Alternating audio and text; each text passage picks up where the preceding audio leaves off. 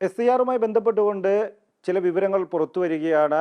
ആശങ്കപ്പെടുത്തുന്ന വിവരങ്ങളാണ് പുറത്തു വരുന്നത്. SIR-ന്റെ സമയപരിധി അവസാനിക്കാൻ നിൽക്കെ നിയമസഭാ തെരഞ്ഞെടുപ്പ് അടുത്തിരിക്കെ ലക്ഷക്കണക്കിന് ആളുകളെ ബാധിക്കുന്ന രീതിയിലേക്ക് SIR കേരളത്തിൽ മാറുന്നു എന്നുള്ളതാണ് ഏറ്റവും ഒടുവിൽ പുറത്തു വരുന്ന വിവരങ്ങളിൽ നിന്ന് മനസ്സിലാക്കാൻ കഴിയുന്നത്.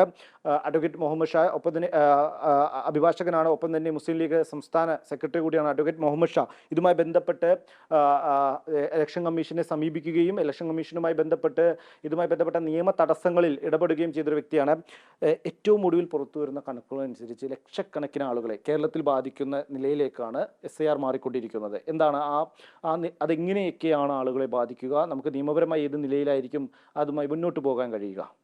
36 ലക്ഷത്തിലധികം ആളുകൾക്ക് നോട്ടീസ് കൊടുത്തിരിക്കുന്നു. ഇത് ആരാണെന്നറിയാമോ? 2,78,00,000 വോട്ടർമാരുള്ളതിൽ നിന്നും അത് 2,53,00,000 വെട്ടിച്ചുരുക്കി. 24 ലക്ഷം ആളുകൾ ഇപ്പോൾ ഇല്ല. ഈ 2,53,00,000 ആളുകളിൽ 36 ലക്ഷം ആളുകൾക്ക് നോട്ടീസ് കൊടുത്തിരിക്കുന്നു. നോട്ടീസ് കൊടുത്തിരിക്കുന്നതിന് ഇപ്പോഴത്തെ കാരണം, പുതിയ നോട്ടീസുകൾ ഇന്നലെയൊക്കെ ജനറേറ്റ് ചെയ്ത നോട്ടീസിൻ്റെ കാരണം, ഇവരുടെ പേരുകൾ ഇംഗ്ലീഷിൽ നിന്ന് മലയാളത്തിലേക്ക് ട്രാൻസ്ലേറ്റ് ചെയ്യുമ്പോൾ ആ പേരുകളിലുണ്ട് ഡിസ്ക്രിപ്പൻസി. ആ ഡിസ്ക്രിപ്പൻസി ഇവർ ആൻസർ ചെയ്യണം. ഇവർ ആൻസർ ചെയ്യാൻ വേണ്ടി അവരെ വിളിക്കുമ്പോൾ അവർ ഇന്ത്യയുടെ വേറൊരു ഭാഗത്താണ്, അല്ലെങ്കിൽ ഒരു ഡൽഹിയിലാണ്, അല്ലെങ്കിൽ ബോംബെയിലാണ്, അല്ലെങ്കിൽ ഇന്ത്യക്ക് പുറത്തു പോയിരിക്കുന്നു. അവർ വന്നില്ലെങ്കിൽ അവരിൽ നിന്ന് പുറത്തു പോകും. ഡിസ്ക്രിപ്പൻസി വന്നതിൻ്റെ കാരണം കമ്പ്യൂട്ടറിൽ നോക്കിയാൽ നിങ്ങൾക്ക് മനസ്സിലാകും.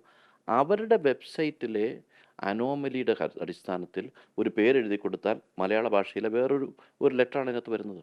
അതിന് ബാക്കിയുള്ളവരെങ്ങനെ സമാധാനം പറയാൻ പറ്റും? അങ്ങനെ പുറത്താക്കാൻ വേണ്ടി ചെയ്യുന്നു. പിന്നെ ഇത് ഭരണഘടനാ സ്ഥാപനമായി 2023 വരെ നിന്നൊരു സ്ഥാപനമാണ് ഇലക്ഷൻ കമ്മീഷൻ ഓഫ് ഇന്ത്യ.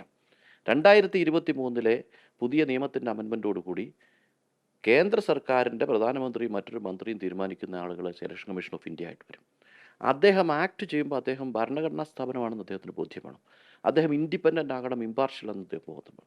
അദ്ദേഹം ഒരു പരിവാർ സംഘടനയുടെ പ്രസിഡൻ്റായിട്ടല്ല ഇരിക്കുന്നത്. അദ്ദേഹം പരിഹാരം ഉണ്ടാക്കി വരും. എത്ര തവണ പറഞ്ഞു? പ്രവാസികളെ സംബന്ധിച്ച് ഇന്ത്യക്ക് പുറത്ത് ജനിച്ച ആളുകൾക്ക് വോട്ടർ ലിസ്റ്റ് പേര് ചേർക്കാൻ കഴിയില്ല. 5 ലക്ഷം ആളുകളുണ്ട്. എത്ര പരാതികൾ കൊടുത്തു? റെക്ടിഫൈ ചെയ്യാൻ 1 മണിക്കൂറിൻ്റെ ആവശ്യം പോലുമില്ല. ഇപ്പോഴിതാ പാസ്പോർട്ടിൻ്റെ ഡിജിറ്റ് ആദ്യത്തെ 2 ആൽഫബറ്റ്സ് വരുന്ന ആളുകൾക്ക് കേൾക്കാൻ പറ്റില്ല. ഇപ്പോൾ പുതിയ പാസ്പോർട്ട്സിലെല്ലാം ഇനിഷ്യലി 2 ആൽഫബറ്റ്സ് ആണ്, ബാക്കി ഡിജിറ്റ്സുമാണ്. അപ്പോൾ അവർക്ക് കൊടുക്കാൻ പറ്റില്ല എന്ന് പറഞ്ഞപ്പോൾ, അതുപോലെ തന്നെ റിന്യൂ ചെയ്യപ്പെടാത്ത പാസ്പോർട്ടുകൾ, അതായത് 30 കൊല്ലം മുമ്പ് ഇഷ്യൂ ചെയ്തിരിക്കുന്ന ബർത്ത് സർട്ടിഫിക്കറ്റ് അവർ അക്സെപ്റ്റബിൾ ആണ്.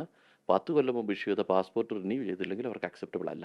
ഇപ്പം ഇത്തരത്തിൽ ആളുകളെ എങ്ങനെ ഒരു അസംബ്ലി കോൺസ്റ്റിറ്റ്യുവൻസിയിൽ 20 മുതൽ 25 ലക്ഷം ആളുകൾക്ക് 25,000 ആളുകൾക്ക്, ഒരു അസംബ്ലി കോൺസ്റ്റിറ്റ്യുവൻസി 2 ലക്ഷത്തിൽ താഴെ ഉണ്ടാവുള്ളൂ വോട്ടർമാർ, അതിൽ 25,000 ആളുകൾക്ക് നോട്ടീസാണ്. ഒരു അസംബ്ലി കോൺസ്റ്റിറ്റ്യുവൻസിയിൽ നിന്ന് മിനിമം 15,000 ആളുകൾ ഇപ്പോൾ ഔട്ടാണ് അതർവൈസ്. അപ്പോൾ ഇത് എങ്ങോട്ടാണ് ഇത് കൊണ്ടുപോകുന്നത്? ഇയാൾ ആരെ തോൽപ്പിക്കാനാണ് ചെയ്യുന്നത്? ഇരിക്കുന്ന പദവിയിലിരുന്ന് ഭരണഘടനാവകാശം നേടിക്കൊടുക്കേണ്ട ആളുകൾ ജനങ്ങളുടെ ഭരണഘടനാ അവകാശം നിഷേധിക്കുകയാണ്. അങ്ങനെയുള്ള ആളുകളെ വെച്ചുകൊണ്ട് ഇത് മുന്നോട്ട് പോകാൻ പറ്റാത്തൊരു സാഹചര്യമാണ്. തിരുത്തപ്പെടുമെന്ന് ഞങ്ങൾ കരുതി. 6 തവണ യോഗത്തിൽ പറഞ്ഞ ആളാണ് ഞാൻ. 6 തവണ അവരുടെ യോഗം. അപ്പോൾ അവരെ യോഗം നിർത്തിവെച്ചു. ഇപ്പോൾ യോഗമില്ല. അവർക്ക് തോന്നുന്നു അവർ ചെയ്യുകയാണ്. പരാതികൾ വി കെ കുഞ്ഞാലിക്കുട്ടി സാഹിബിൻ്റെ പരാതി ഞങ്ങൾക്കുണ്ട്. ഞാൻ നേരിട്ട് കൊടുത്ത പരാതിയുണ്ട്. ഒരുപാട് വ്യക്തികൾ കൊടുത്ത പരാതിയുണ്ട്. പ്രവാസി സംഘടനകൾ കൊടുത്ത പരാതിയുണ്ട്. ആ പരാതികളിലൊന്നും ഇന്ന് വരെ ഒരു വിരലനക്കാൻ അവർ ശ്രമിച്ചിട്ടില്ല. അതുകൊണ്ട് തന്നെ ഇനിയും ഇതുമായി മുന്നോട്ട് പോകുന്നതിൽ യാതൊരു പ്രസക്തിയുമില്ല.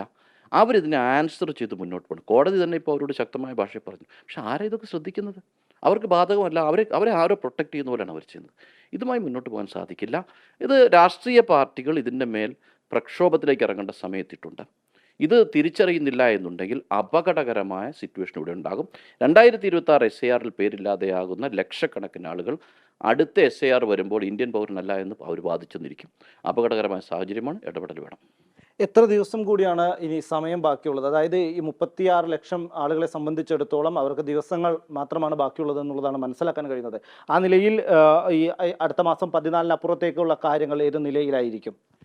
ഇവർ മാർച്ച് മാസം ഫസ്റ്റ് വീക്കിൽ അവർ എലക്ഷൻ നോട്ടിഫൈ ചെയ്യാൻ പോകണം. ഫെബ്രുവരി മാസം 14-നകം ഹിയറിംഗ് തീർക്കണം. ഫെബ്രുവരി മാസം അവസാനം അവർക്ക് ഇത് കൊടുക്കാൻ പോകുന്നു, ഫൈനൽ ഡ്രാഫ്റ്റ് റോൾ ഇഷ്യൂ ചെയ്യും. അത് കഴിഞ്ഞാൽ ഇലക്ഷൻ നോട്ടിഫൈ ചെയ്യണം. ഈ സമയത്തിനകത്ത് 36 ലക്ഷം പേരെ കേൾക്കണം. ഒരു കോൺസ്റ്റിറ്റ്യുവൻസിയിൽ 25,000 പേരെ കേൾക്കണം. ഇത് വരാത്ത ആരെങ്കിലും ഉണ്ടെങ്കിൽ അവർക്ക് പ്രശ്നമില്ല. അവർ റോളിൽ നിന്ന് പുറത്തു പോകുന്നേ ഉള്ളൂ.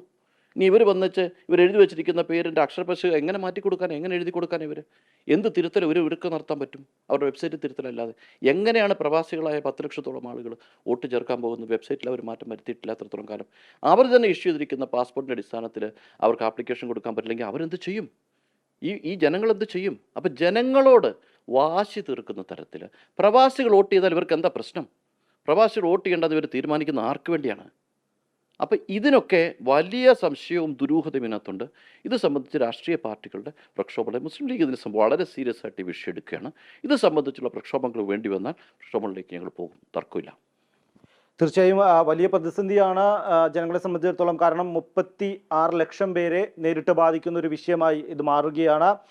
ആ വിഷയത്തിൽ ഇനി ദിവസങ്ങൾ മാത്രം ബാക്കി നിൽക്കെ ഒന്നും ചെയ്യാൻ കഴിയാത്തൊരു സാഹചര്യത്തിലേക്ക് കാര്യങ്ങൾ എത്തുന്ന ഒരു സ്ഥിതിയുണ്ട്. ഇതുമായി ബന്ധപ്പെട്ട് വിവിധ രാഷ്ട്രീയ പാർട്ടികൾ പരാതികൾ ഉന്നയിച്ചിട്ടുണ്ട്. എന്നാൽ ഒരു പരിഹാരവും നാളിതുവരെ ഉണ്ടായിട്ടില്ല എന്നുള്ളതാണ് ഈ നിലയിൽ നിന്ന് നമുക്ക് മനസ്സിലാക്കാൻ കഴിയുന്നത്. ഇനി തുറന്ന പ്രതിഷേധങ്ങളിലേക്ക്, പ്രക്ഷോഭങ്ങളിലേക്ക് രാഷ്ട്രീയ പാർട്ടികൾ കടക്കും എന്നുള്ളതാണ് മനസ്സിലാക്കുന്നത്.